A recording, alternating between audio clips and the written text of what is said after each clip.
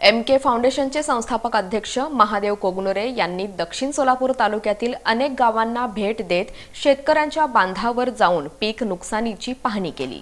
दक्षिण सोलापूर तालुक्यात 2 दिवसांपूर्वी अवकाळी पावसाच्या तडाख्यात पिकांचं मोठ्या प्रमाणात नुकसान झालं। यासाठी MK फाउंडेशनचे संस्थापक अध्यक्ष तथा सागर सिमेंटचे मुख्य व्यवस्थापक महादेव कोगनुरे यांनी तालुक्यातील अनेक गावांना भेट देत शेतकऱ्यांच्या बांधावर जाऊन पीक नुकसानीची पाहणी केली। यावेळी शेतकऱ्यांशी बोलताना महादेव कोगनुरे म्हणाले की प्रशासनाच्या दरबारी शेतकऱ्यांची व्यथा मांडून बाधित पिकांचे तातडीने पंचनामे करून शेतकऱ्यांना त्वरित भरपाई मिळवून देण्यासाठी प्रयत्न करणार असल्याचं सांगत त्यांनी शेतकऱ्यांना धीर दिला। मागच्या आठवड्यात दक्षिण सोलापूर तालुक्याच्या अनेक भागात वादळी वाऱ्यासह अवकाळी पावसाच्या तडाख्यात शेतातील पिकांचं मोठ्या प्रमाणात नुकसान झालं।